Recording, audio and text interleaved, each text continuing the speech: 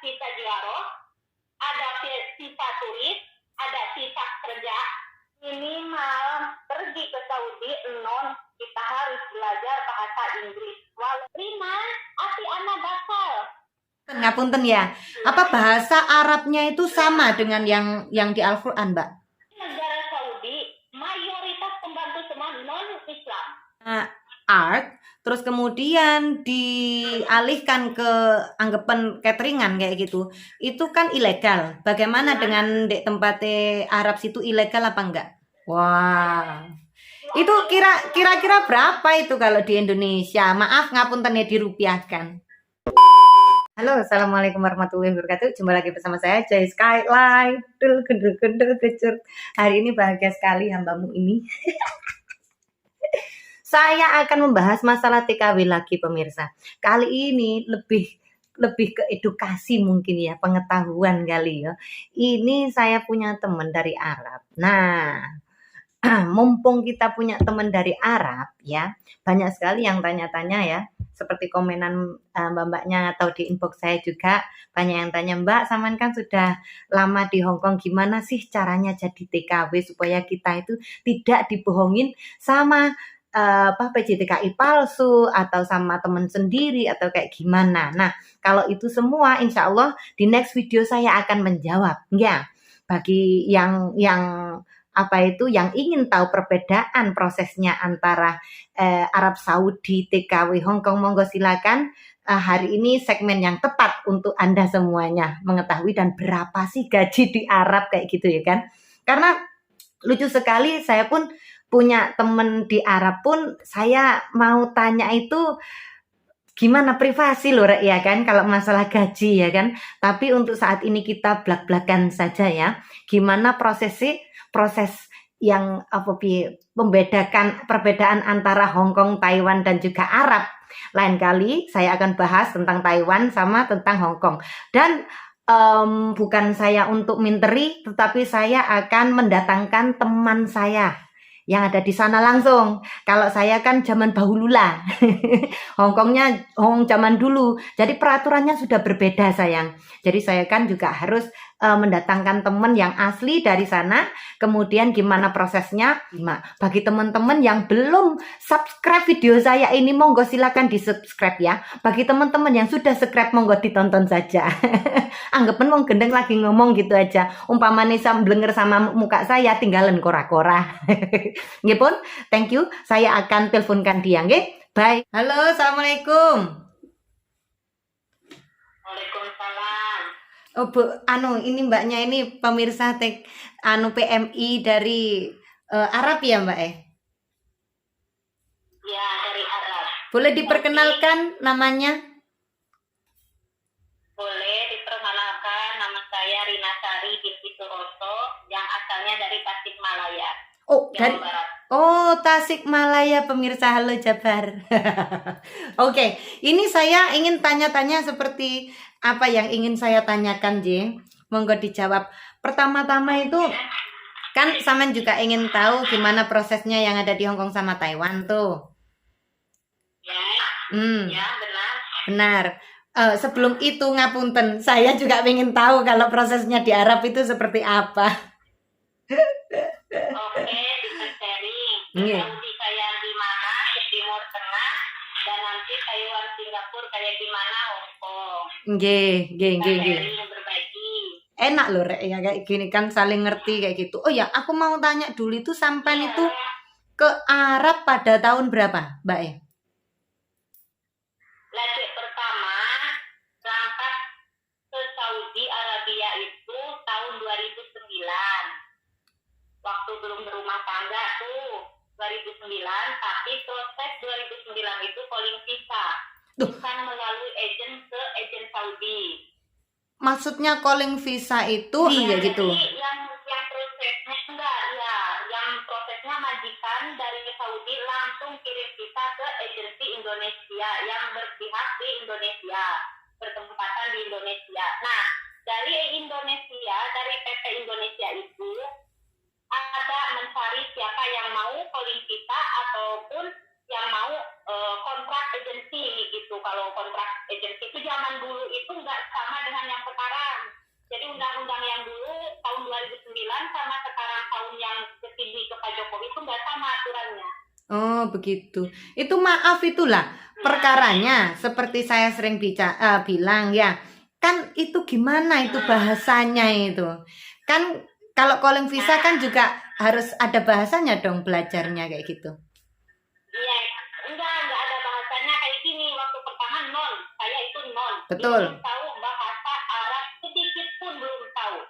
Karena saya ada niat dalam hati, saya ingin punya pengalaman ke luar negeri yang luar dari Malaysia. Kalau di Malaysia oke, kita sama seperti di Indonesia. Betul. Nggak ada yang harus ditakutin, cuma kitanya aja niat kerja, apa niat lari, apa niat apa gitu, itu tergantung diri kita gitu. Kalau di Malaysia udah 10 tahun itu udah kayak biasa kita di negara sendiri, Mbak. Tapi waktu itu karena saya stres di Indonesia di kampung, nah terus saya itu untuk menghilangkan rasa sakit hati saya ke cowok, jadi saya masuklah ke Saudi. Kebetulan ada yang minat untuk mencari calling visa gitu buat di Riyadh. Oh, jadi calling visa itu sama nggak perlu belajar bahasa gitu? Hah? Nggak perlu. Jadi itu pengalaman pertama saya.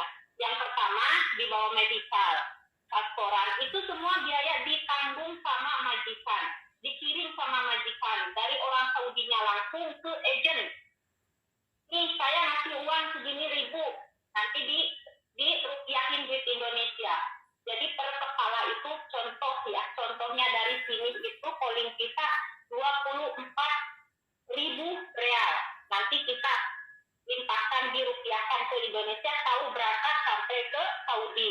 Yang dari Saudi itu majikan proses mencari visa, get visa dari sini tuh majikan. Kalau saya udah beres pasporan di Indonesia, udah fit medical, dapat uang pesangon, oke, bisa nunggu di PT, bisa nunggu di kampung, bisa nunggu di rumah sampai penerbangan ada. Kalau paspor udah jadi, kita kirim paspornya melalui email ke Saudi, ke majikan. Nah, baru majikan nurunin visa ke Indonesia. Nah, dari Indonesia langsung diproses pemberangkatan. Nanti penjemputan sampai bandara, itu majikan, bukan agen. Jadi di Saudinya aku nggak ada agen. Oh, calling visa itu seperti itu kalau di sana. Iya, kalau ke Saudi. Nah, jadi bukan yang menjemputnya bukan agensi. Kita nggak ada agensi.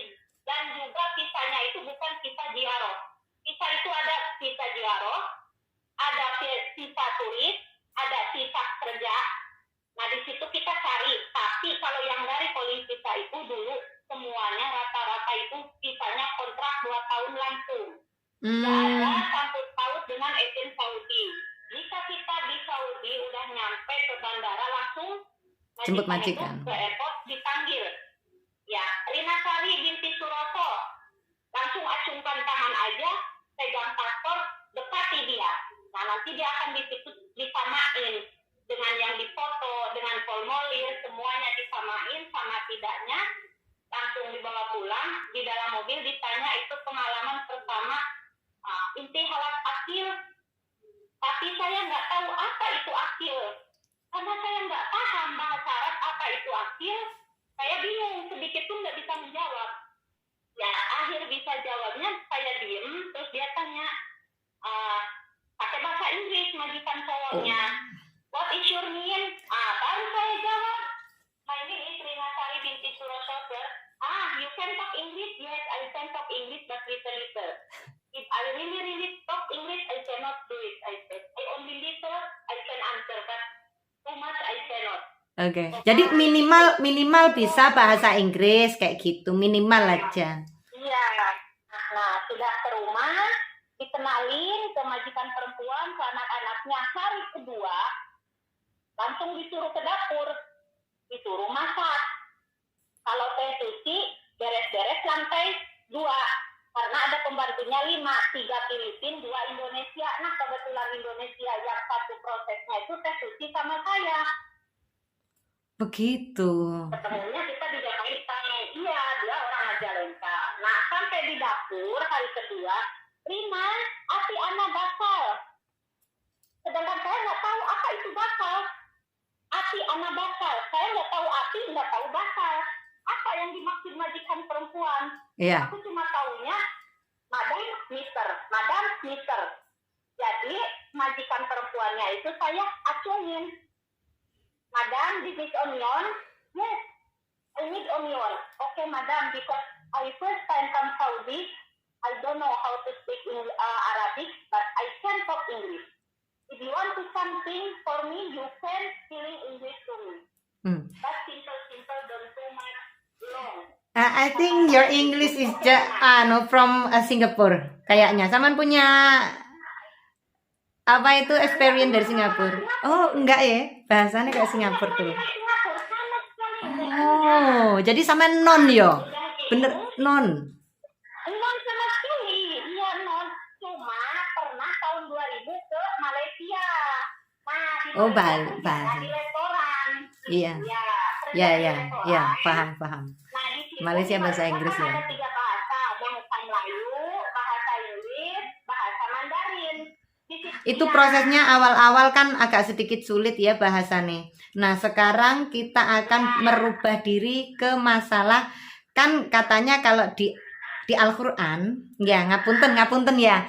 Apa bahasa Arabnya itu sama dengan yang di Al-Qur'an, Mbak? Enggak sama. Bahasa Arab dengan lisan itu berbeda. Kalau di Indonesia wahidun satu. Kalau di Saudi Wahid. Oke. Isnin. Di Indonesia.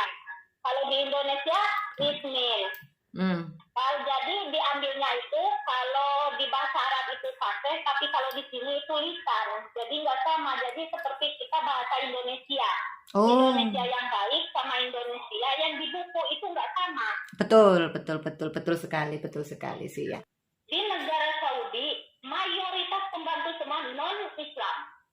Tapi kenapa di luar negeri seperti non-Islam mayoritas pembantunya Muslim? Islam. Nah, dari situ yang saya belum paham. Betul juga ya. Betul juga ya. Aku juga pertanyaan. Pemirsa yang tahu jawabannya monggo silakan komen ya. Jadi di Saudi mayoritas semua 95% non-Muslim. Bagaimana itu kalau bulan puasa? Ternyata di sana nggak ada sama seperti di Indonesia ada kata sahur, makan bareng. Ternyata di sini yang aku rasain di Timur Tengah, jadi masing-masing. Karena apa? Karena Timur Tengah makannya itu malam. Jadi makan siang itu jam 3, jam 2. Otomatis dong sahur itu nggak ada gitu. Oh, berarti kalau di sana itu nggak ada sahur? Sampai itu. Oh. Nggak ada. Sahurnya itu dia nggak tidur dulu. Jadi tidurnya itu siang, Mbak. Masalah gaji, wes, ya kan ya? Ada yang 1.500, ada yang 1.400 tergantung majikan. Kebaikan majikan masing-masing ya. Nah, kebetulan majikan yang sekarang ini dia mempunyai sebuah catering. Saya disuruh nunggu dulu di rumah. Begitu panggilan, terbanglah saya ke Saudi. Sampai airport di Saudi, saya langsung diinterogasi lagi sama orang Saudi. Ya sama juga komunikasinya bahasa Inggris. Karena saya enggak mencukupi bahasa Arab itu lancar gitu enggak. Nah, karena saya bisanya bahasa Inggris, oke. Pilihnya bahasa Inggris. Nah, begitu dia interogasi, kamu siap, masak, siap. Ngurus jongkok, siap. Sama jawaban yang di Indonesia sama airport di Saudi saya siap. Begitu nyampe di agent diinterogasi itu ya, HP, makan semuanya diambil. Nggak pegang HP sama sekali, begitu masuk ke agent. Diperiksa atas sampai bawah. Begitu diinterogasi, diinterview, tanya kamu siap, masak, gini, siap. Dia bilang siap, langsung telepon majikan, saya dari Riyadh menuju Al-Khobar naik bus sendiri selama perjalanan 8 jam. Jauh. Jauh. Kayak sini Jawa Tengah ya? Di Jawa Timur, Jawa Tengah ya? Oke. Itu cuma membawa berkas selembar kopinya aja. Paspor yang asli masih dipegang sama agen. Begitu nyampe di bus Al-Khobar ada yang jemput pihak agen. Majikan udah nunggu di agen. Nah, terus sampai sini Hari pertama, hari kedua, dia suruh saya masak nasi goreng yang simple. Saya masak tuh, udah masak, dia cocok.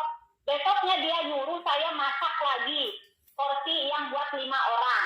Saya masak, nah dia cocok. Begitu cocok, pindah saya kerjanya, dimasukin ke dapur.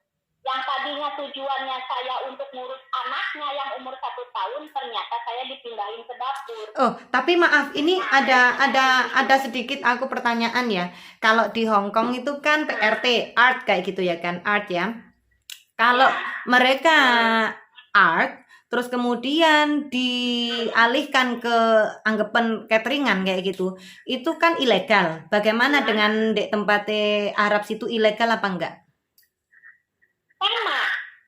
Kalau ketangkap sama polisi itu ilegal, sama. Cuma kebetulan cateringnya aku itu nggak di luar rumah, Mbak. Jadi masih satu rumah.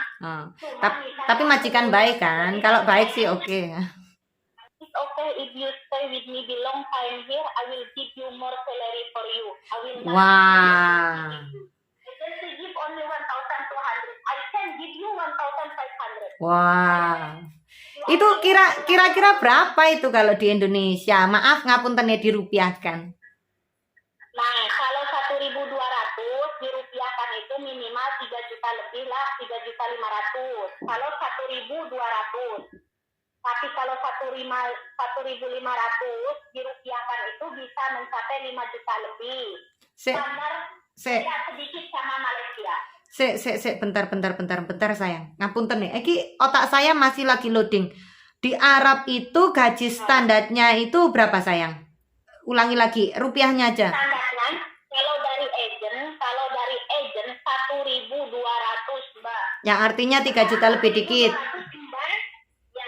Mbak, kalikan 1 real itu 3.800 kalau dolar baik. Jadi penukaran uang antara real sama Indonesia itu bagaimana naik turunnya dolar. Betul. Dolar naik, real juga naik. Ya, benar. Otomatis Saudi juga turun. Perbedaan Malaysia ringgit, Saudi real, Malaysia masih di bawah dari Saudi. Tapi kayak gitu, gini kan, saya setahu saja, itu kalau di Arab kan rumahnya gede-gede kayak gitu, tingkat wah megah mewah kayak gitu ya kan. Tapi mosok gajinya mung cuma ngapuntene standarnya 4 juta lah intine. Mosok sakmono Mbak Sumpah demi Allah, rata-rata masuk agent segitu, terkecuali yang dapat majikan baik. Tadi kan udah diulangi, terkecuali nasib kita baik. Oh, itu beda lagi, maksudnya standarnya saja. Dan baik, nah standarnya aja 1.200. Itu dari agent, kan tadi udah dibilangin, jadi ada hubungan apa-apa permasalahan, agent akan bertanggung jawab. Makanya gajinya itu udah dinominalkan di kertas 1.200, cop itu 1.200 dari agent. Tapi kalau ada hal masalah sedikit pun dimajikan, ya agent bisa bantu. Tapi kalau model saya sekarang karena udah dibeli mahal sama majikan saya, pindah tangan, pindah ke sponsor, maka jika saya membuat kesalahan dimajikan, angkat tangan agent Saudi, angkat tangan agent Indonesia, nggak bisa bantu karena udah lepas tangan. Kayak gitu. Udah dibeli. Jadi sisanya itu udah dikontrak sama majikan saya. Secara langsung ya? Ya, secara langsung. Itu pun kan hasil belinya ke majikan. Tapi kalau saya mengikut prosedur agent, agent akan bantu proses masalah gaji, masalah kecelakaan. Tapi masalahnya itu gajinya lebih standar, lebih minim kayak gitu. Karena kan juga harus ada komisi buat agen kayak gitu kan. Yang saya lebih kagetkan lagi Mbak ternyata di Taiwan, ini aku dengar saja pemirsa ya. Di Taiwan itu ya kalau art ya, itu juga masih 8 juta loh sayang. Kadang-kadang ada 7 juta lebih sedikit. Oke, maaf. Nah, dari sinilah kenapa saya masih bertanya-tanya ya. Perbedaannya kayak gini, Mbak. Ke Taiwan, ke Hong Kong, ke Singapura itu ada potongan gaji. Oh, iya. Potongan gaji 6 bulan. Tapi selama potongan gaji 6 bulan, Taiwan, Hong Kong, Singapura itu kita masih dapat gaji. Tapi perbedaannya kalau ke Timur Tengah, walaupun kita tidak punya sama sekali orang di kampung, pertama masuk 1 bulan kita bisa ngirim langsung ke kampung, gak harus nunggu berbulan-bulan. Disitulah perbedaannya Timur Tengah dengan ASEAN. Jadi intinya nggak ada potongan gaji apabila di Timur Tengah ya. Potongan gaji. Oh. Ya, di Timur Tengah itu nggak ada potongan gaji dan ada uang pesangon. Ada Dari uang KPP. pesangon. Jadi itu bedanya ya. Ya, perbedaannya dari situ. Tapi itu tergantung juga nasib kitanya yang menjadi TKW-nya ke Timur Tengah, majikannya baik apa tidaknya. Kalau majikan baik, dari agen 1.200, majikan juga kadang ada yang ngasih. Ya, itu selebihnya itu kan anggap aja tips ya. Ya, tipsnya, tapi gaji pokoknya itu 1.200. Oh, gaji pokok 1.200 lah. Ini saya mau tanya lagi, gimana masalah tentang off day off? Apakah CC-CC yang ada di sana itu atau mas-mas yang ada di sana itu mendapatkan day off? Oke, kayak gini, kalau ke Timur Tengah itu ada yang namanya kerja pembantu, ada yang namanya cleaning service, ada yang namanya kerja di restoran. Nah, itu tergantung visanya kita, tujuannya, arahannya kemana. Tapi kalau jadi PRT nggak ada off day, mau 1 minggu sekali, mau sebulan sekali, itu nggak ada, tergantung juga majikannya. Jadi bekerja itu sampai full 2 tahun. Ya kayak di Singapura pas waktu aku dulu. Ya, jadi itu nggak ada. Tapi di balik itu ada majikan lagi yang pengertian. Nah, Contohnya, itu lain lagi ceritanya ya. Contohnya lain lagi, bukan aturan yang dari agent. Kalau yang dari agent itu nggak ada off-nya, kecuali kerja cleaning service outside luaran. Nah, itu minggu off. Jadi 1 bulannya bisa dapat 4 kali lah minimal kayak gitu. Nggih. Makan sendiri perbedaannya. Amit nun sewu. Jadi di luar. Jadi kalau kerja di outside ya, makannya sendiri. Otomatis ngekos toh atau ngontrak toh? Kalau masalah kosma itu mes dari agent. Oh, mes, ada mesnya. Minggu tiap minggu, maksudnya seminggu 1 kali itu dapat libur, entah itu hari Senin Selasa, yang penting seminggu sekali gitu. Restoran juga sama, ya, yang kerja di restoran juga sama, yang kerja di massage juga sama, yang kerja di salon juga sama. Ada yang kerja di salon? Kerja jadi PR. Ada. Kerja tujuannya ke salon, massage, khusus massage, ada yang restoran, ada yang khusus supir bus, ada yang untuk di restoran luar, ada yang perhotelan juga ada. Nah, itu lain lagi cerita dengan pembantu. Aku baru tahu loh, makasih loh ya. Nah, jadi kalau pembantu itu nggak ada off-nya, terkecuali majikan itu. Tapi kalau selain dari pembantu itu ada off-nya 1 minggu sekali. Boleh tanya nggak? Minimal di sana itu kerjaan ya kan? Kalau orang sana standarnya ya UMR lah intinya. UMR orang sana kan mahal.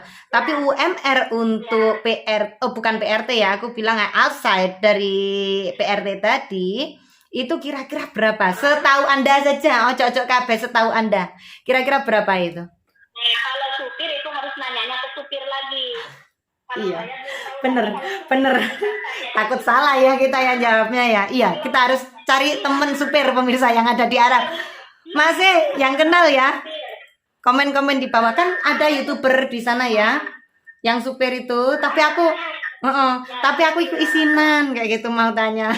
Betul. Terus yang bebas-bebas nih, yang bebas-bebas pakai baju safety, merokok, drinking beer di Saudi. Nah, itu bukan TKW yang resmi. Jadi itu mah yang udah kaburan. Kalau yang resmi gak ada cutinya sama sekali. Maksudnya TKW kaburan, what? I don't understand. Gak ngono, maksudnya kaburan tuh seperti OS, overstay, atau kabur kayak gitu, atau? Kayak gini, kalau kaburan itu kayak gini, Mbak. Contohnya saya nih kerja sama Mbak Joy 1 tahun. Ada yang setting diajak kayak gini tahu ini majikan baik tapi dia kabur mencari kebebasan di luar, nah itu namanya kaburan. Nah, kerjanya apa itu kalau kabur? Nah, kalau kaburan itu kerjanya itu tergantung kita.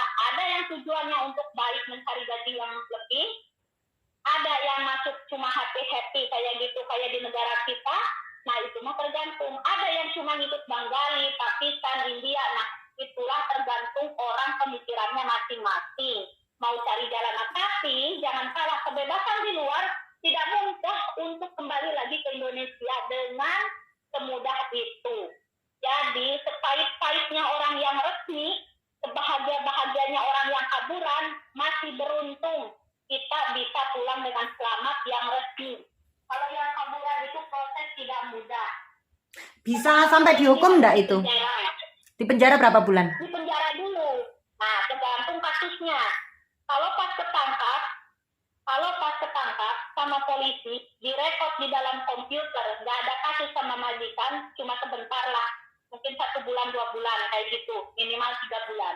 Tapi kalau pas ketemu sama polisi, ditangkap, dia punya kasus sama majikan, dia pulang ke Indonesia, dapat hukuman, majikan dipanggil, apakah ini TKW kamu membuat kesalahan mau diampunin, apa mau dipenjarain, apa mau gimana. Nah itu tergantung dengan nasib juga.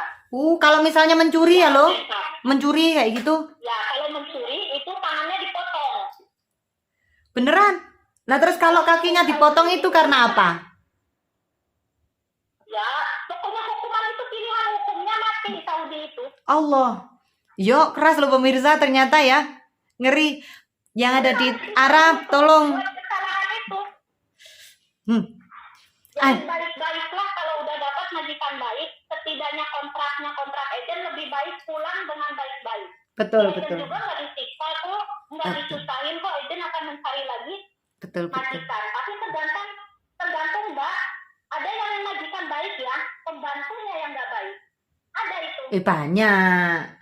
Ada yang majikannya buruk, kita sudah baik ya. Pokoknya ya white and black aja. Nggak semua majikan buruk, nggak semua CC baik kayak gitu aja. Sesama Indonesia juga jangan terlalu percaya. Kalau kita kabur, si A kabur ditolong sama si B. Si B ini cuma kenalan di Facebook contohnya. Si B ini contohnya kenalan di Facebook ya. Ini real apa yang saya ceritakan. Mungkin di luar sana banyak yang mengalaminya tapi tidak bisa mengungkapinya. Si A nih lari, disambutlah sama si B. Si B ini di dalam taksi ini bawa 2 orang cowok yang buat nemenin dia jemput si A. Begitu dari itu ditempatin lah di kamar. Human trafficking ini namanya. Ya. Dijadiin ngapunten lontek kayak gitu. Ya, nah itu orang tidak bertanggung jawab maka itu akan dijual ke orang Bengali, ke orang Pakistan, ke orang India, ke orang-orang di luar sana. Itu dijual per orang 5.000 real, 10.000 real. Dilihat dulu dari motif badannya bagus, tua, muda, cantik atau enggaknya. Nah disitulah hancurnya TKW yang kaburan. Tapi tidak semuanya TKW yang kaburan nasibnya seperti itu.